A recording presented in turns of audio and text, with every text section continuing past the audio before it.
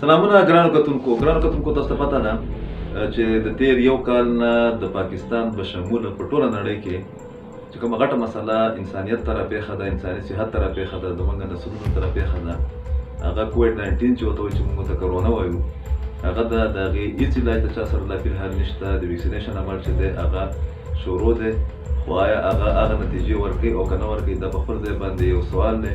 پاکستان کې هم دغه پریکټس چې کوم دی دا شروع شوی دی، خو بیا تاسو ګورئ هم چې په تېرو 8 ورځو کې یا 10 ورځو کې په پاکستان کې خصوصا په خیبر پښتونخوا کې د کرونا په چې کوم شرح ده، کوم پرسنټیج دی، په هغې کې خطرناکه حده پورې اضافه شوې ده. د خیبر پښتونخوا 3-4 علاقې چې په هغې کې پېښور هم شامل دی، دلته کې د هغې د پرسنټیج چې دی د زیاتېدو ریشو چې ده هغه تقریبا د 40% نه واله د 6% پورې ده. دا په پاکستان کې هایست لیول دی. دا مونږ چې دا ووایو چې دا الارمینګ سچویشن دی په خیبر پښتونخوا کې، نو بېجا به نه وي. کوم لیست چې راغلی دی د WHO له طرفه په هغې کې چې تقریبا کوم 10 ښارونه دي یا 10 علاقې دي، په هغې کې د بدقسمتۍ نه 2 علاقې چې دي هغه په خیبر پښتونخوا کې واقع دي، پېښور په هغې کې سرپرست دی. باوجود د دې چې حکومت د خلکو د معاشي صورتحال یا د مسلو د حل لپاره ډېره زیاته ګزاره کړې ده، په تېرو څو میاشتو کې چې دي د لاکډاون سلسله بالکل ختم وه، هغه بیا شروع شوې ده. دا ځل موږ وکتله چې ټول هسپتالونه چې دي، خاص کر د پېښور چې 3 غټ هسپتالونه دي، د هغې بیډز ختم شوي دي، OPD چې ده هغه بنده شوې ده. زموږ چې کوم میډیکل سیسټم دی هغه کولیپس ته روان دی یا پیلې ورته روان دی. عام خلک چې دي مریضان هغه ډېر زیات متاثره کېږي. اول ځل موږ پکې دا یو ټرینډ هم ولیدو چې ماشومان چې دي هغه پکې هم ډېر زیات متاثره شوي دي. په دغه ټول صورتحال کې حکومت لګېدلی دی، ده په 144 هم په بعضې ځایونو کې لګولې ده. لاکډاون سلسله چې کوم ده هغه هم شروع کړې ده، تېزه کړې ده. 3-4 علاقې چې دي هلته کې د لاکډاون سلسلې کې تیزي راغلې ده. اوس اعلان شوی دی د په 144 سره سره چې کوم خلک د SOPs یا د ماسک اچولو د دې پابندي نه کوي، نو هغې به ګرفتاري کېږي، هغې ته به جرمانه هم کېږي. پرون په پېښور کې تقریبا په 100 خلک چې دي د هغو خلاف پولیس متعلقه ادارو چې دي هغه کارروایي کړې ده. بېچیني ده او د بېچینۍ واحد حل دا دی چې موږ غیر معمولي احتیاط وکړو، موږ د غیر ضروري حرکت نه چې دی د هغې نه ډډه وکړو.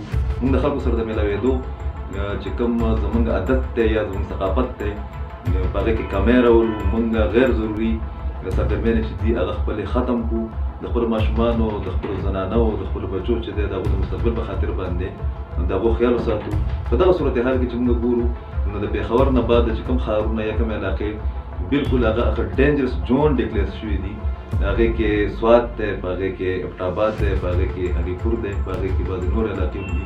پکار ده چې دغه علاقو خلک د حکومت چې کومې SOPs دي، کوم هدایات دي، کوم شرایط دي، په هغې باندې عمل درآمد وکړي. که داسې ونه شوه نو بیا به زموږ چې کوم سماجي سرګرمیان دي، زموږ معاشي سرګرمیان چې دي هغه به بالکل معطل شي او د هغې به زیات نقصان چې هغه به د حکومت یا د ادارو په ځای باندې موږ پبلک یا عوام ته به رارسي. پکار ده چې موږ د دغې SOPs پابندي وکړو، د هغې سره سره د حکومت سره تعاون وکړو، حکومت په نور سخت ګامونو باندې مجبوره نه کړو. اعلی شخصیت چې دي هغه د روزانه په بنیاد باندې تاسو په میډیا باندې ګورئ چې هغه د کورونا ښکار کېږي. دغه رنګې فیسیلیټیز چې کوم دي هغه د نش برابر دي. زموږ ثقافتي او سماجي سرګرمیانې چې دي هغه کمول پکار دي. موږ وکتل چې د یو کال څومره زموږ سره ډیټا وه، په هغې کې 13 ورځه په پاکستان کې 100 کسان مړه دي، تقریبا په هغې کې په 100 کې 28 کسان چې هغه په خیبر پښتونخوا کې وفات شوي وو. په دې کې د هر عمر خلک چې دي هغه پکې شامل دي. دا مطلب یا دا اشاره ورکوي، د دې مطلب دا دی چې د کرونا خپل شکلونه هم بدلوي، د هغې چې کومه صورتحال دی هغه وختاً په وختاً هغه بدلېږي. زموږ میډیکل سیسټم چې دی، زموږ ادارې چې کوم دي هغه دومره توان نه لرېږي چې هغه د دغه ټولو مقابله وکړي.